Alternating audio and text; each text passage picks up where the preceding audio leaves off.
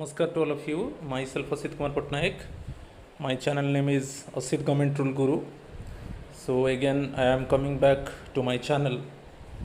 Today I will discuss one multiple choice question on medical attendance rules, central services medical attendance rules. Super 30 questions I have prepared. So it would be very useful for the candidates, those who are going to appear for principal and vice principal examinations. So if you have not subscribed my channel, please subscribe my channel so that you can get notification for my upcoming videos. So now just I am going to start the multiple choice questions. First question: Central Services Medical Attendance Rules apply to be it a government servants, deputation abroad, retired government officials, railway employees on deputation to an office under central government, be it the defense services personnel. In question number 1, answer is bit C, railway employees on deputation to an office under central government. Answer of the question is given below. So you know that retired government servants, defense services personnel and those employees go to abroad on deputation. For them, central services medical attendance rule is not applied. So railway employees on deputation basis, railway employees go to the central government, and also any state government official on deputation, they go to the central government. They are eligible for central services medical attendance rules. So here answer is bit C, railway employees on deputation to an office under central government. Here you see answer is given bit C. Question number 2, central services medical attendance rules do not apply to, किसके लिए apply नहीं होगा? CS medical attendance rules, central government employees on leave preparatory to retirement और on terminal leave, government servants covered under CGHS central government health scheme, government pensioners re employed under central government, probationers under central government. So here answer is bit B, government servants covered under CGHS. यदि government servant central government health scheme में cover होता है तो वो central services medical attendance rule में rule उसके लिए apply नहीं होगा. तो याद रखना है, जो any government servant covered under CGHS central government health scheme, then these servants are not entitled for CS medical attendance rules. So other thing you have clear, it is just applied to government employees on duty, government employees on leave. Leave means leave preparatory to retirement, जो retirement के पहले जो maximum 300 days EL होता है service book में, इसके लिए छुट्टी ले सकता है जो the employee is going to retire. और कोई टर्मिनल लीव में है, सस्पेंशन पीरियड में भी गवर्नमेंट एम्प्लॉई ये central services medical attendance rule के लिए एंटाइटल है. और those government pensioners re employed under central government, मैं बार बार बोल चुका हूँ, जो रिटायर्ड होने के बाद विद इन 6 मंथ्स गवर्नमेंट का परमिशन लेके फिर रिटायर्ड एम्प्लॉई री एम्प्लॉय हो सकता है, और लीव प्रिपेरेटरी टू रिटायरमेंट के टाइम में गवर्नमेंट का परमिशन लेके वो री एम्प्लॉय हो सकता है. तो re employed, not retired government personnels but re employed retired government personnels, CS medical attendance rule, central services medical attendance rule applicable होगा. तो यहाँ पर जो अप्लीकेबल नहीं होगा, government servants covered under CGHS, इसके लिए मेडिकल अटेंडेंस रूल अप्लाई नहीं होगा. चलो हम थर्ड क्वेश्चन देखते हैं. थर्ड क्वेश्चन है, when adequate number of government doctors और their services are not applicable in various system of medicine within a radius of dash kilometers, then private registered medical practitioner would be appointed as authorized medical attendant. यदि यहाँ पर rule है, answer है 5, यदि 5 kilometre radius के अंदर adequate government doctors various system of medicine, चाहे आयुर्वेदिक हो चाहे एलोपैथिक छोड़ दो, आयुर्वेदिक, होम्योपैथिक, यूनानी, सिद्धा, जो registered medical practitioners, other Indian system of medicine जो आयुष बोलते हैं, तो इसमें यदि विद इन 5 किलोमीटर रेडियस यदि गवर्नमेंट डॉक्टर्स अवेलेबल नहीं है कोई एनी सिस्टम ऑफ मेडिसिन में, तब वहाँ पर प्राइवेट रजिस्टर्ड मेडिकल प्रैक्टिशनर को ऑथराइज्ड मेडिकल अटेंडेंट माना जाएगा। तो इसमें आंसर है 5 किलोमीटर। ये बहुत इंपॉर्टेंट है, बहुत बार क्वेश्चन आया है। क्लियर? जो हेडक्वार्टर है गवर्नमेंट एम्प्लॉय का, उसका 5 किलोमीटर रेडियस कि और कोई प्लेस में, सपोज टूर और सपोज ट्रेनिंग के लिए गवर्नमेंट ऑफिसर गया है और वहाँ पर वो suffering in any type of disease, then within 5 kilometre radius कोई government doctor in any system of medicine में अवेलेबल नहीं है, वहाँ पर प्राइवेट रजिस्टर्ड मेडिकल प्रैक्टिशनर को ऑथराइज्ड मेडिकल अटेंडेंट माना जाएगा। हम जानते हैं, तो यहाँ पर आंसर होगा 5। यहाँ पर एक याद रखना है कि ऐसा नहीं है कि ओनली हेडक्वार्टर में एम्प्लॉई इल ट्रीटेड कंडीशन के हिसाब से ऑथराइज्ड मेडिकल डिटरमाइन किया जाता है। कोई भी प्लेस में, जिस प्लेस में गवर्नमेंट एम्प्लॉई कोई भी डिजीज में सफर होता है, उसी प्लेस में ऑथराइज्ड मेडिकल अटेंडेंट को नियुक्ति किया जाता है। तो आगे में देखेंगे, तो यहाँ पर 5 आंसर है, answer D, it is 5। Then next question number 4, the authorised medical attendant of a government servant is determined with reference to, अभी मैं बोल रहा था, bit A his headquarters, the place at which he falls ill, the place of his permanent residence, D none of the above। तो यहाँ पर जो answer है बीट बी है, the place at which he falls ill। जिस place में government servant इल होता है, उसी प्लेस में उसका ऑथराइज्ड मेडिकल अटेंडेंट को डिटरमाइन किया जाएगा। ऐसा नहीं है कि वो चाहे वो परमानेंट रेसिडेंस हो, चाहे टेम्पोररी रेसिडेंस हो, चाहे कैजुअल स्टे हो, चाहे वो आपका हेडक्वार्टर नहीं है, तो नहीं है। जिस प्लेस में, सपोज आप टूर में कहाँ पर गए हो, कि सपोज ट्रेनिंग के लिए गए हो, कि कोई भी गवर्नमेंट ऑफिशियल वर्क के लिए गए हो, कि छुट्टी में हो, तो basically just you remember at any place the government servant fall ill, so in this place only authorised medical attendant will be determined. तो जिस प्लेस में गवर्नमेंट एम्प्लॉई इल होता है, उसी प्लेस में ऑथराइज्ड मेडिकल अटेंडेंट डिटरमाइन होता है, चाहे वो परमानेंट रेसिडेंस हो, चाहे टेम्पोररी हो, चाहे कैजुअल स्टे हो, जो भी हो, ठीक है। चाहे वो आपका वो हेडक्वार्टर नहीं है और कोई हेडक्वार्टर में आप इल हो गए, तो उसी प्लेस में आपका ऑथराइज्ड मेडिकल अटेंडेंट डिटरमाइन किया जाएगा। क्लियर? नेक्स्ट, तो वही आंसर दे दिया, the place at which he falls ill, bit B answer.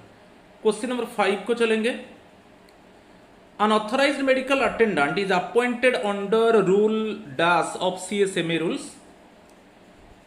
किस रूल में आता है? Central services medical attendance rules में ऑथराइज्ड मेडिकल अटेंडेंट, जिसको बोलते हैं AMA, वो रूल 2A में आता है। Answer is bit A। ये बहुत इंपॉर्टेंट है, बहुत बार क्वेश्चन आया है। क्लियर?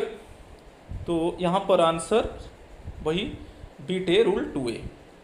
नेक्स्ट क्वेश्चन को चलेंगे, ये भी बहुत इंपॉर्टेंट क्वेश्चन है।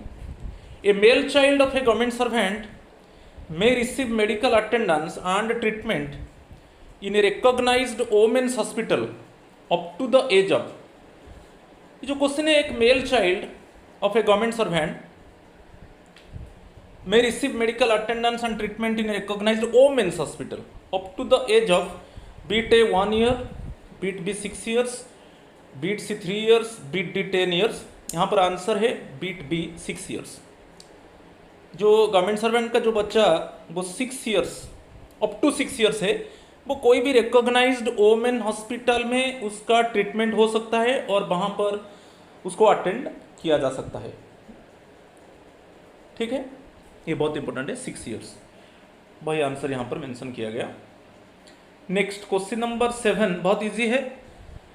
AMA is the short form of bit advance medical attendance, allopathic medical attendant, authorised medical attendant और Ayurvedic medical attendant. It is authorised medical attendant. Answer is bit C. AMA is authorised medical attendant. Answer is bit C. Clear? Next question number 8। In respect of one single and continuous spell of illness, an AMA may provide medical attendance at his consulting room for a maximum period of dash days। ये बहुत बार question आया है। Bit 10 days, bit B 20 days, bit C 5 days, bit D 15 days।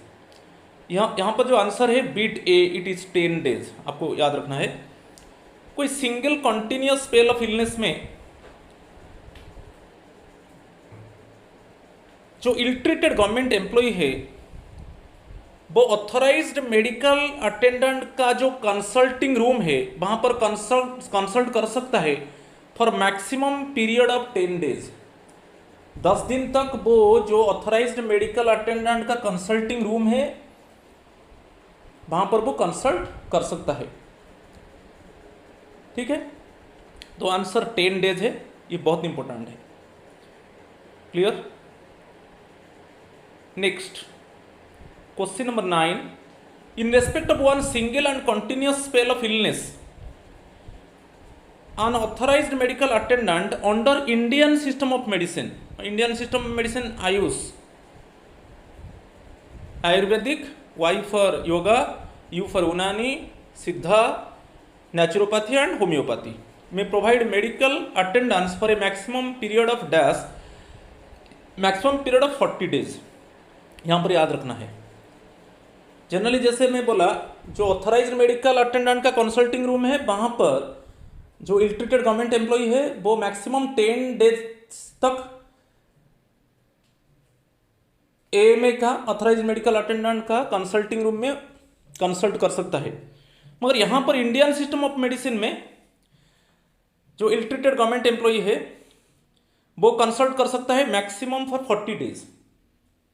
Okay, तो वहाँ पर authorised medical attendant case में 10 days है, तो यहाँ पर इंडियन सिस्टम ऑफ मेडिसिन में क्या है, अप टू 40 days है। Clear? Next answer by 40 days। Question number 10।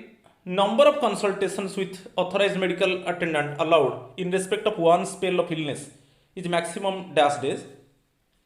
number of consultations, हम तो जानते हैं कि जो इल ट्रीटेड गवर्नमेंट एम्प्लॉय है वो ऑथराइज्ड मेडिकल अटेंडेंट का कंसल्टिंग रूम में मैक्सिमम 10 days तक कंसल्ट कर सकता है। और कितने बार? It means number of consultations जो होगा वो 4 होगा। ठीक है, number of consultations with AMA allowed in respect of one spell of illness is maximum 4। वहां पर डेज को days suppose wrongfully I have written, days का कोई जरूरत नहीं है, तो नंबर ऑफ कंसल्टेशंस 4 होगा। तो यहां पर आपको याद रखना है कि जो ऑथराइज्ड मेडिकल अटेंडेंट का कंसल्टिंग रूम में इल ट्रीटेड गवर्नमेंट एम्प्लॉय वो फॉर पर्टिकुलर इलनेस के लिए वो कंटिन्यूअस के आकार में अप टू 10 days वो कंसल्ट कर सकता है और उसी 10 days में वो 4 बार कंसल्ट करेगा। वैसा ही इंडियन सिस्टम ऑफ मेडिसिन में वो कंसल्ट कर सकता है अप टू मैक्सिमम 40 days, उसमें भी 4 टाइम्स होगा कंसल्टेशन और जो इंटरवल होगा 10 days।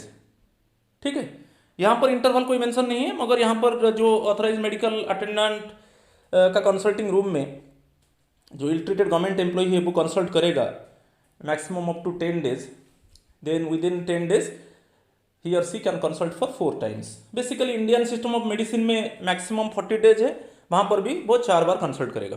ये बहुत इंपॉर्टेंट है, बहुत बार क्वेश्चन आया है। वही आंसर 4। क्वेश्चन नंबर 11 बहुत इंपॉर्टेंट है। Final claims of reimbursement of medical expenses of central government servants in respect of a particular spell of illness should ordinarily be preferred within dash months from the date of completion of treatment। completion of treatment के बाद within how many months the medical bill should be submitted for reimbursement। जो medical bill है हम submit करेंगे reimbursement के लिए, तो answer है 6 months, बिट बी। जब ट्रीटमेंट कंप्लीट होगा जिस डेट में, उसी डेट से आप 6 months के अंदर मेडिकल बिल्स को सबमिट करना है रीइंबर्समेंट के लिए। बहुत इंपॉर्टेंट है। 6 months के बाद फॉरफिट हो जाएगा, मगर in certain circumstances it can be extended. Suppose beyond 6 months also it might be accepted by the head of the department और मिनिस्ट्री। समझ में आ रहा है कि नहीं? मगर हमको सबमिट करना है पूरा ट्रीटमेंट के बाद, आफ्टर कंप्लीशन ऑफ ट्रीटमेंट हमको 6 महीने के अंदर हमको मेडिकल बिल सबमिट करना है रीइंबर्समेंट के लिए। उसके बाद हो सकता है, मगर जो सर्कमस्टांस को देखकर उसको head of the department condone कर सकता है और मिनिस्ट्री उसको कंडोन कर सकता है। ठीक है, वही है answer 6 months। Next, medical advance for indoor treatment can be drawn. जब हमारा इंडोर ट्रीटमेंट होता है, कोई भी गवर्नमेंट एम्प्लॉय और मेंबर ऑफ हिज फैमिली, क्योंकि हम जानते हैं कि government employee and his or her family members they are entitled for central services medical attendance rule और they are entitled for medical facilities. Okay, government employee and his or her family members, वहाँ पर mention है। मेरा video देख लीजिए जो medical attendance के ऊपर, मेरा प्लेलिस्ट में पड़ा है। तो my channel is Asit government rule गुरु। वहाँ पर मेंशन है कि फैमिली मेंबर में कौन कौन आते हैं, उनको भी मेडिकल फैसिलिटीज मिलता है।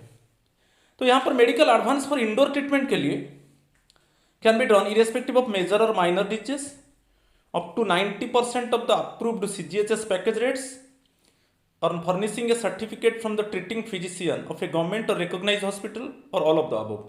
यहाँ पर आंसर होगा all of the above, bit D. क्योंकि जब इंडोर ट्रीटमेंट होता है तब वहाँ पर जो ट्रीटेड फिजिशियन है वो एक सर्टिफिकेट देता है, और सर्टिफिकेट में क्लियरली मेंशन होता है कि ये एस्टिमेटेड एक्सपेंडिचर होगा। तब क्या करता है ना, जो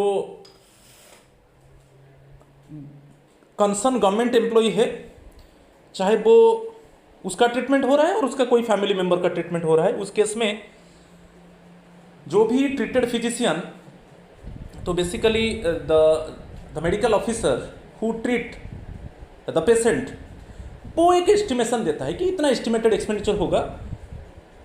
तब ऑफिस जो जितना एस्टिमेशन देता है, तब ऑफिस 90% एडवांस देता है और डायरेक्टली हॉस्पिटल को देता है। कभी कभी डायरेक्टली वो एम्प्लॉय को हैंड ओवर नहीं करता है, डायरेक्टली वो advance 90% of the estimated expenditure. Estimated expenditure कौन देता है ना, जो मेडिकल ऑफिसर, जो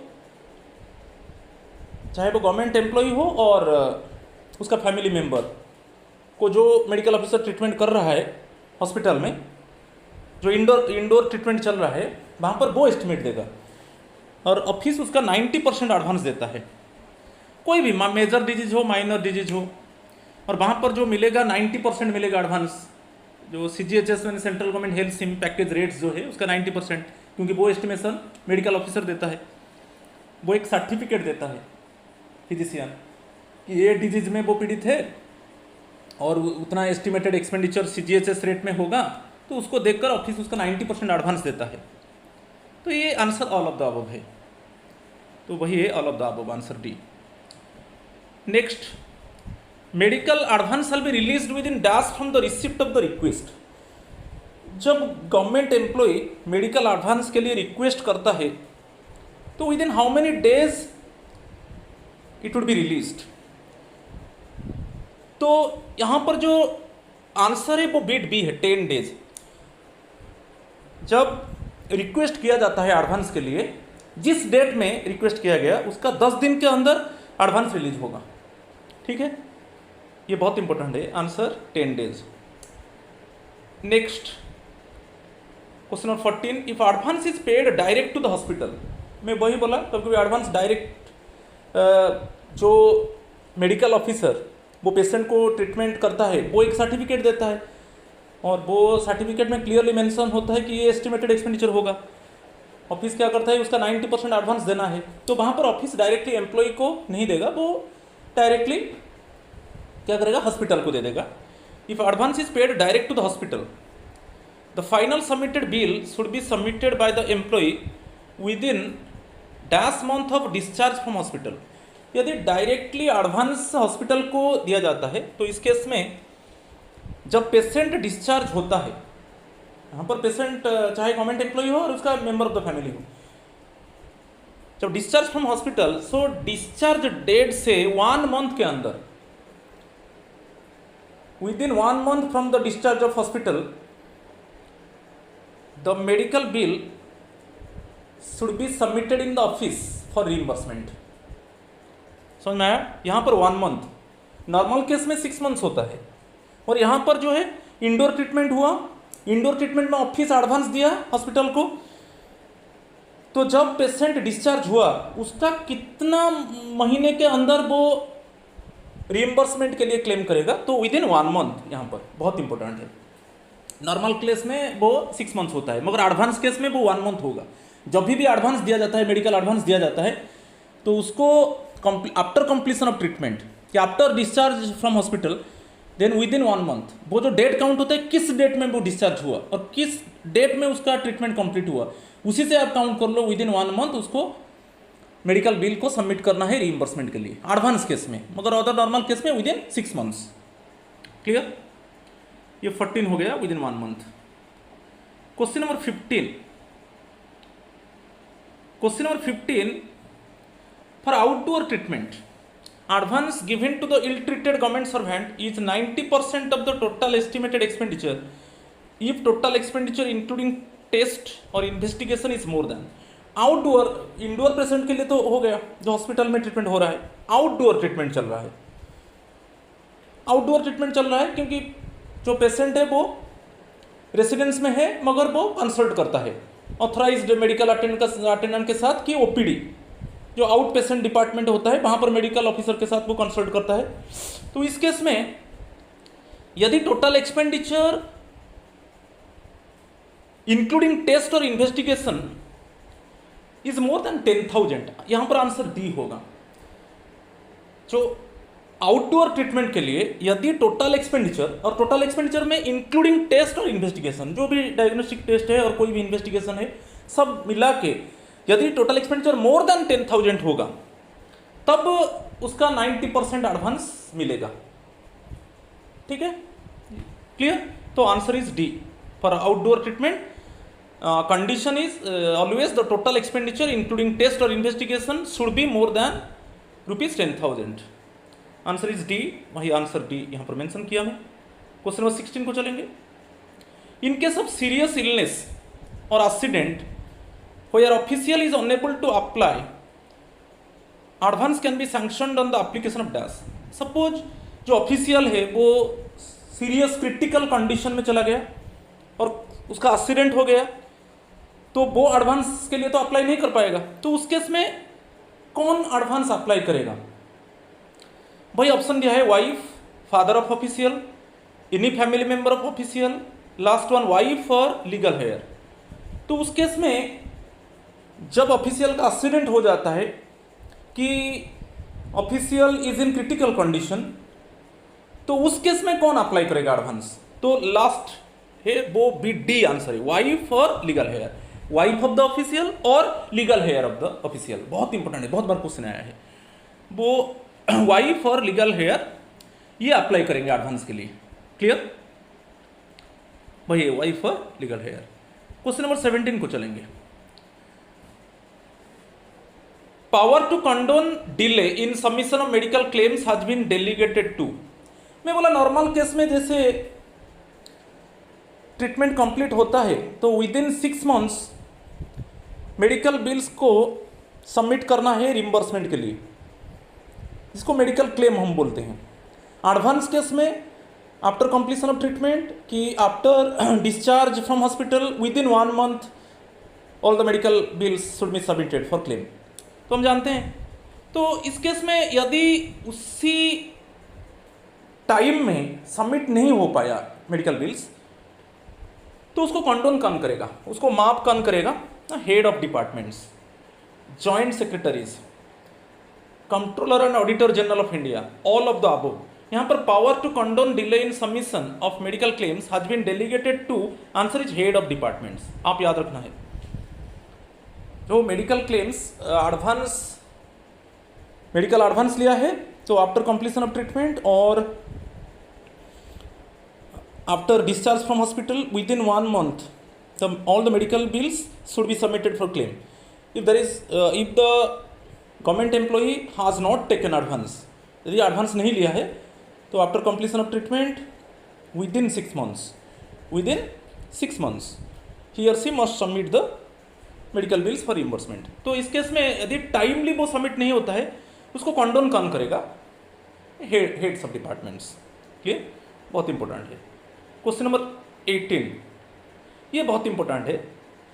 for mental diseases a patient may be allowed to receive indoor treatment. Indoor treatment means hospital में for a maximum period of dash. Basically कोई government employee suffering in mental diseases तो उसका indoor treatment होगा, तो maximum period कितना दिन तक होगा? यहाँ पर आंसर याद रखिए 3 years।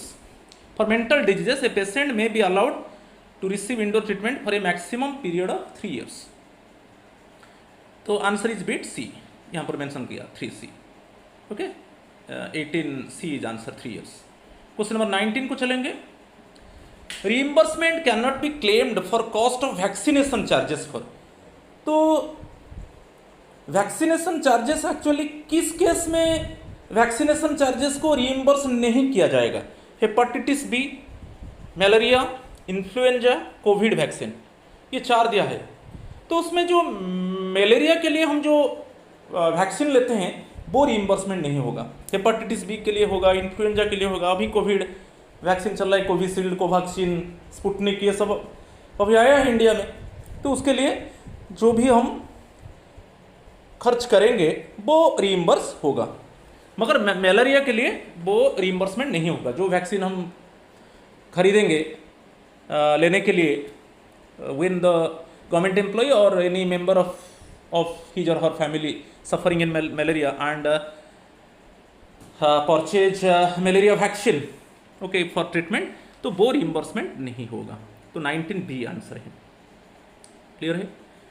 क्वेश्चन नंबर 20 को चलेंगे।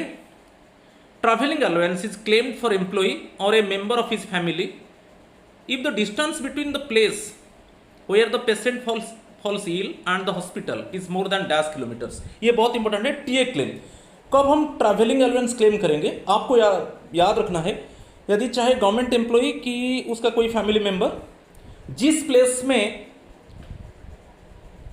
वो इल कंडीशन में जाता है, फॉल्स इल, और वहां पर हम देखेंगे डिस्टेंस हॉस्पिटल, जो नियर बाय हॉस्पिटल किस प्लेस में वो फॉल्स इल एंड हॉस्पिटल का डिस्टेंस, वो डिस्टेंस मोर देन 8 किलोमीटर्स होगा तो हम टीए क्लेम कर पाएंगे।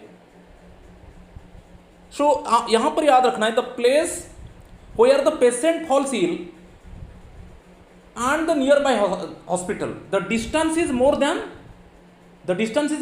8 किलोमीटर्स, और उसको क्वेश्चन में 5 माइल्स आपको याद रखना है। तो answer is D. Less than 8 kilometres होगा, suppose the patient falls ill and the hospital actually location of the hospital is less than 8 kilometers from the place of illness of the patient, जो less than 8 kilometers होगा तो इसके लिए travelling allowance नहीं मिलेगा। तो उस कंडीशन में आपको याद रखना है ट्रैवलिंग अलाउंस के लिए the patient falls ill the particular place where the patient falls ill and the hospital distance should be more than 8 kilometres, कभी कभी 5 माइल्स वो होता है। ओके, वही आंसर डी होगा। तो यहां पर मेंशन किया है 8 किलोमीटर्स और 5 miles, should be more than 8 kilometres और मोर देन 5 माइल्स। जो place of illness and hospital के बीच में डिस्टेंस मोर देन 8 किलोमीटर्स की मोर देन 5 माइल्स होगा तब टीए के लिए ओके क्लेम किया जाएगा।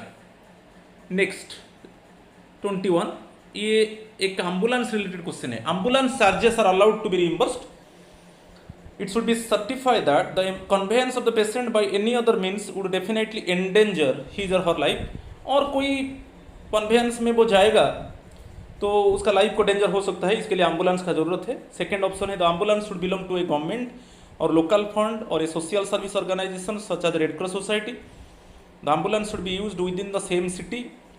The ambulance is used to convey patient to a place of treatment from one hospital to another for purpose of medical examination. Last one all of the above. तो answer यहाँ पर all of the above होगा। Ambulance charge के लिए 4 जो है ABCD है वो आता है, बहुत इंपॉर्टेंट है, इसको याद रखना है।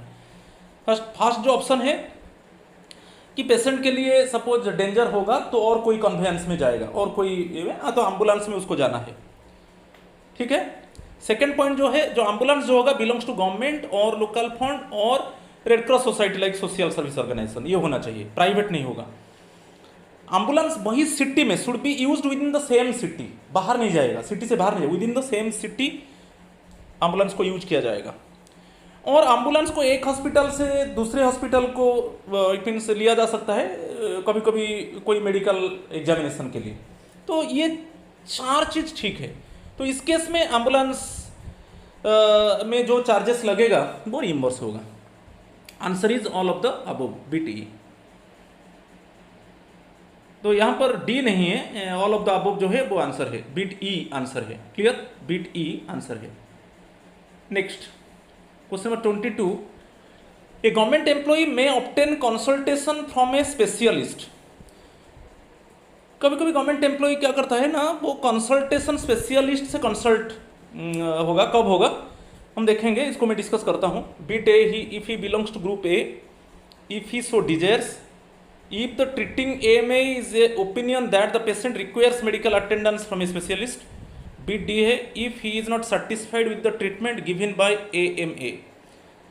तो यहाँ पर जो आंसर है बीट सी होगा, क्योंकि क्या है, वो गवर्नमेंट एम्प्लॉय खुद डिसाइड नहीं करेगा कि मुझे स्पेशलिस्ट का जरूरत है कि क्या है। वहाँ पर एक्चुअली क्या है, पेशेंट का कंडीशन को देख के, चाहे वो गवर्नमेंट एम्प्लॉई हो और उसका फैमिली मेंबर जो इल ट्रीटेड कंडीशन में है, ऑथराइज्ड मेडिकल अटेंडेंट वो डिसाइड करेगा। थोड़ा कंडीशन उसका अच्छा नहीं है तो वो रिफर करेगा, ऑथराइज्ड मेडिकल अटेंडेंट रिफर करेगा कि उसको भेजा जाए, पेशेंट को भेजा जाए स्पेशलिस्ट को। Now the patient need the help of the specialist, it must be decided by the authorised medical attendant. Okay, तो ये नहीं कि ग्रुप ए ऑफिसर है तो वो बोलेगा नहीं मैं स्पेशलिस्ट के पास जाऊंगा मैं ट्रीटमेंट के लिए, कि मुझे जो ऑथराइज्ड मेडिकल अटेंडेंट जो ट्रीटमेंट दे रहा है वो सही नहीं है, कि उसका इच्छा में, नो वो नहीं है। एक्चुअली हमको ऑथराइज्ड मेडिकल अटेंडेंट ट्रीटमेंट करता है। ऑथराइज्ड मेडिकल अटेंडेंट जो है हमारा, मैं बार बार बोला, बेसिकली जहाँ पर गवर्नमेंट एम्प्लॉई और उसका family member ill treated condition में जाता है, उसी प्लेस में ऑथराइज्ड मेडिकल अटेंडेंट को चूज किया जाता है। और ऑथराइज्ड मेडिकल अटेंडेंट कौन होगा, OPD में, आउट पेशेंट डिपार्टमेंट जो मेडिकल ऑफिसर है, सपोज हम OPD को चले गए, आउट पेशेंट डिपार्टमेंट को, वहाँ पर एक मेडिकल ऑफिसर से हम कंसल्ट किया, वो भी हमारा ऑथराइज्ड मेडिकल अटेंडेंट हो सकता है। तो उस केस में एक्चुअली ओपिनियन लेना है authorised medical attendant. Authorised medical attendant patient का कंडीशन देखेगा। Suppose the condition of the patient actually it is not good one and need the help of specialist, so according to the opinion of AMA, authorized medical attendant, then the patient sent to the specialist। ये बहुत important है, clear भाई, ये answer C है। Next question चलेंगे 23, reimbursement of charges for special nurse is allowed at the rate of, special nurse is allowed at the rate of bit A ₹75 पर shift of 10 hours, ₹75 पर shift of 12 hours, ₹150 per shift of 10 hours, ₹150 per shift of 12 hours. जो answer D है वो सही है, ₹150 per shift of 12 hours. Actually ये residence में नहीं है, ये इंडोर ट्रीटमेंट, हॉस्पिटल में ट्रीटमेंट हो रहा है। जैसे चाहे मेडिकल एम्प्लॉई वो इल ट्रीटेड कंडीशन में है कि चाहे उसका फैमिली मेंबर, वो रेसिडेंस में उसका ट्रीटमेंट हो रहा है और वो स्पेशल नर्स को रिक्रूट कर रहे हैं, तो वहाँ पर रीइंबर्समेंट नहीं होगा। ये जो है, जब स्पेशल नर्स को गवर्नमेंट एम्प्लॉई रिक्रूट करेगा जब इंडोर ट्रीटमेंट चल रहा है, जब हॉस्पिटल में ट्रीटमेंट चल रहा है, तब ये स्पेशल नर्स के लिए जो चार्ज है वो ₹150 per shift for of 12 hours, याद रखना है। 12 घंटा में ₹150 स्पेशल नर्स को देना है। ओके, ये राइट है, मगर ये जो ट्रीटमेंट होगा वो हॉस्पिटल में होगा, इंडोर ट्रीटमेंट होगा, आउटडोर ट्रीटमेंट के लिए नहीं होगा। हमारा घर में ट्रीटमेंट चल रहा है, हम स्पेशल नर्स का हेल्प लिया, वहाँ पर उसको पेमेंट कर रहे हैं, वो पेमेंट रीइंबर्समेंट नहीं होगा, याद रखना है। ठीक है भाई, आंसर डी है, ₹150 per shift of 12 hours. Next question चलेंगे। यहाँ पर आया और अटेंडेंट के ऊपर आया। Similarly, reimbursement of charges special for ayah और attendant is allowed at the rate of dash, bit A ₹75 पर शिफ्ट ऑफ 10 आवर्स, ₹75 पर shift of 12 hours, ₹150 per shift of 10 hours, ₹150 per shift of 12 hours. तो answer है beat B, आया और attendant के लिए ₹75 होगा। कोई स्पेशल अटेंडेंट, मगर ये इंडोर ट्रीटमेंट के लिए, ओनली हॉस्पिटल में। जैसे रेसिडेंस में ट्रीटमेंट चल रहा है, हम कोई स्पेशल अटेंडेंट का हेल्प लिया, तो वहाँ पर उसको जो पेमेंट कर रहे हैं वो रिम्बर्स नहीं होगा, ओनली इंडोर ट्रीटमेंट में होगा। वैसा ही जैसे मैं स्पेशल नर्स के लिए बोला, सपोज आप कोई स्पेशल अटेंडेंट और आया को रिक्रूट किया जब हॉस्पिटल में ट्रीटमेंट चल रहा है, तब उसको कितना पेमेंट किया जाएगा? 12 आवर्स में ₹75 पर शिफ्ट, ये इतना ही रिम्बर्स होगा, इसी रेट में रिम्बर्स होगा, ₹75 पर shift of 12 hours. Answer bit B है। क्लियर? नेक्स्ट, ये बहुत इंपॉर्टेंट है, जस्ट वोमेन एम्प्लॉय के लिए। Reimbursement of expenses on in vitro fertilisation treatment is allowed if the age of woman undergoing treatment is between bit 21 and 49 years, 21 and 39 years, 31 and 49 years, 21 and 59 years। यहाँ पर answer है जो IVF treatment हो रहा है, इन vitro fertilisation treatment, वो जो women का एज ग्रुप होगा वो 21 and 39 years. Beyond of that इसके लिए ट्रीटमेंट होगा और जो खर्च होगा वो रिइंबर्स नहीं होगा। क्लियर? तो आंसर बिट बी है, 21 and 39 ईयर्स। इसी एज के अंदर यदि कोई चाहे वोमेन एम्प्लॉय हो और कोई मेंबर हो, मेंबर ऑफ द फैमिली, कोई फैमिली मेंबर वो वोमेन होगा, तो उस केस में तो यहाँ पर specially it is the women का एज लिया जाएगा, ओनली वोमेन मेंबर के लिए, वोमेन एम्प्लॉय के लिए। Okay, age group 21 and 39 years, ये इन विट्रो फर्टिलाइजेशन ट्रीटमेंट होगा, तो जो पैसा खर्च होगा वो रिइंबर्स होगा। वही है 21 and 39 years, bit B answer. Next है reimbursement of expenditure on by same in vitro fertilization is allowed for a maximum period of dash, maximum period of, यहाँ पर जो ऑप्शन दिया गया है, bit A 2 phase cycles, bit B 3 phase cycles, bit C 4 phase cycles, bit D 5 phase cycles. यहाँ पर याद रखना है 3 phase cycles, maximum period 3 phase cycles के लिए इन विट्रो फर्टिलाइजेशन ट्रीटमेंट के लिए जो भी खर्च होगा वो रिइंबर्समेंट होगा। Okay, answer is bit B 3 phase cycles. Clear? Question number 27 को चलेंगे। Reimbursement is allowed for cost of artificial appliances. जो डिसेबल है, जो हैंडीकैप्ड एम्प्लॉय है, उसको कुछ आर्टिफिशियल अप्लायंसेस चाहिए, being dash, cost of artificial appliances being dash, bit A hip joint with pelvic band, artificial limbs, knee cage, bit D all of the above. ये answer all of the above, सभी के लिए जो artificial appliance में जो cost लगेगा वो रिइंबर्स होगा। पर यहाँ पर क्या होता है ना, directly head of the department क्या करता है ना, डायरेक्टली जो सप्लायर है उसको जो कॉस्ट है वो दे देता है। यहाँ पर एम्प्लॉय को नहीं देगा, जो डिसेबल एम्प्लॉय उसको नहीं देगा, वो एक एस्टिमेट देगा कि इतना खर्च होगा ओके आर्टिफिशियल अप्लायंस के लिए, तो डायरेक्टली यहाँ पर क्या होगा, चाहे जो हेड ऑफ द ऑफिस और हेड ऑफ द डिपार्टमेंट वो क्या करेंगे ना, वो पूरा डायरेक्टली सप्लायर को जो फंड भेजा जाएगा। ठीक है, ये ऑल ऑफ द अबव होगा 27।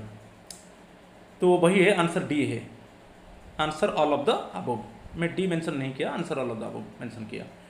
Question number 28, full reimbursement is not allowed for expenditure incurred related to the teeth के लिए है, tooth extraction, complete denture, filling of teeth, root canal treatment, related to the teeth problem जो है। तो यहाँ पर जो फुल रिइंबर्समेंट किस में नहीं होगा, ओनली कंप्लीट डेंचर में फुल रिइंबर्समेंट नहीं होगा।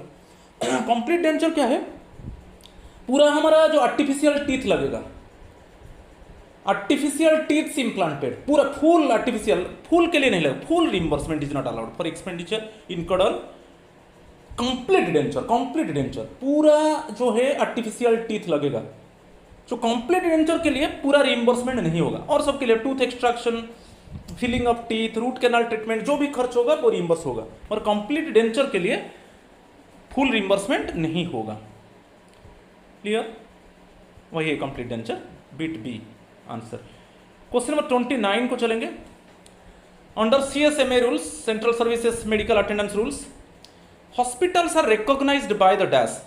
जो हॉस्पिटल्स है, हम बोलते हैं कि recognised hospitals, government hospitals and recognised hospitals. उसको रिकॉग्नाइज कौन करता है, हम जानते हैं, only government hospitals and recognised hospitals. Hospitals recognised by the government, उसी में ओनली हमको ट्रीटमेंट लेना है, तब रिइंबर्समेंट मिलेगा। नॉट ओनली गवर्नमेंट हॉस्पिटल्स, आपको याद रखना है, not only government hospitals but also hospitals recognised by the government. CGHS, central government health scheme hospitals है। ओके, तो मेरा वीडियो को देख लो, central services medical attendance rules मेरा प्लेलिस्ट में पड़ा है, पूरा क्लियरली मेंशन वहाँ पर है। तो यहाँ पर जो ऑप्शन है, हॉस्पिटल्स को रिकॉग्नाइज कौन करेगा, state governments, bit B central government employees welfare coordination committees, bit C ministry of health and family welfare, bit D authorised medical attendant. जो आंसर है बीट सी है, ministry of health and family welfare. Actually hospitals are recognised by the ministry of health and family welfare, आपको याद रखना है, बहुत important है, बहुत बार क्वेश्चन आया है। क्लियर, भाई ये answer beat C. Last question, आज का जो सुपर 30 का लास्ट क्वेश्चन है, बहुत इंपॉर्टेंट है, जितना क्वेश्चन डिस्कस किया एक्चुअली एग्जाम में आ रहा है, और मेरा नेक्स्ट पार्ट जो इसी मेडिकल अटेंडेंस के ऊपर जो भी क्वेश्चन बचा है, मेरा नेक्स्ट वीडियो में आप देख लीजिए, पूरा मैं कवर कर लूँगा, और MCQ क्वेश्चन लाऊंगा इसी टॉपिक के ऊपर। मेरा जो नेक्स्ट वीडियो होगा, तो जो भी बचा है उसके ऊपर मैं लाऊंगा, जो एग्जामिनेशन रिलेटेड क्वेश्चन है। और ये जो आज 30 क्वेश्चन है बहुत इंपॉर्टेंट है। आप केंद्रीय विद्यालय, नवोदय विद्यालय समिति की, EMRS Eklavya model residential school, और दिल्ली बोर्ड प्रिंसिपल एग्जामिनेशन की वाइस प्रिंसिपल एग्जामिनेशन, बहुत इंपॉर्टेंट है, इससे यही क्वेश्चन आएगा, गारंटी मैं देता हूँ। तो आपको सही तरीके से देखना है, आपको पेशेंस मेंटेन करना है। एग्जामिनेशन में प्रिपेयर कर रहे हो तो आप कंपटीशन लेवल में हो, otherwise you know that many candidates they are 1000 steps ahead than you, so you must prepare regularly, you prepare, then you must be in competition level. तो ये बहुत इंपॉर्टेंट है आज का 30 क्वेश्चन जो मेडिकल अटेंडेंस के ऊपर। चलो लास्ट क्वेश्चन हम डिस्कस करते हैं। ए गवर्नमेंट सर्वेंट में avail of medical treatment outside India for following. कभी कभी आउटसाइड इंडिया में ट्रीटमेंट होता है, उसके ऊपर थोड़ा मैं आइडिया दे देता हूँ। तो वहाँ पर जब आउटसाइड ट्रीटमेंट के लिए गवर्नमेंट एम्प्लॉय अप्रोच करता है, चाहे गवर्नमेंट एम्प्लॉय खुद का हो कि उसका फैमिली मेम्बर का हो, वहाँ पर एक स्टैंडिंग कमिटी, जो ministry of health and family welfare, वो एक स्टैंडिंग कमिटी कंस्टिट्यूट गवर्नमेंट वहाँ पर करता है। ठीक है, वो स्टैंडिंग कमिटी में कुछ मेंबर्स होते हैं, मेरा वीडियो देख लो जो CSMA रूल्स। वो स्टैंडिंग कमिटी का परमिशन के बाद जो पेशेंट अब्रॉड जाएगा और उसका ट्रीटमेंट होगा, जो भी खर्च होगा वो रिइंबर्समेंट होगा। क्लियर, तो यहाँ पर दिया है किस तरीके का treatment, complex medical and oncological disorders such as leukemia and neoplastic conditions, complex higher risk cardiovascular surgery, bone marrow transplant and all of the above. जो है लास्ट बिट डी है ऑल ऑफ द अबव, क्योंकि सब critical disease के लिए जो standing committee constitute होता है वो परमिशन देता है कि ये अब्रॉड में उसका ट्रीटमेंट होगा, पेशेंट का ट्रीटमेंट होगा और उसके लिए रीइंबर्समेंट होगा। क्लियर? तो ये आज 30 क्वेश्चंस था, और जो भी क्वेश्चंस बचा है जो एग्जाम रिलेटेड क्वेश्चंस, मैं मेरा नेक्स्ट वीडियो में वही MCQ क्वेश्चंस लाऊंगा। और ये जो central services medical attendance rules मेरा प्लेलिस्ट में पड़ा है, मेरा चैनल है Asit government rule guru, please subscribe my channel and go to the play list and just you go through it. मैं गारंटी देता हूँ उसके बाहर क्वेश्चन है, मैं पूरा डिस्कस कर चुका हूँ, चाहे कुछ कमी हो सकता है वीडियो में, मगर पूरा कंप्लीट मैं डिस्कशन कर चुका हूँ ऑलरेडी। तो आज 30 क्वेश्चंस आपको बहुत फायदा देगा। So thank you.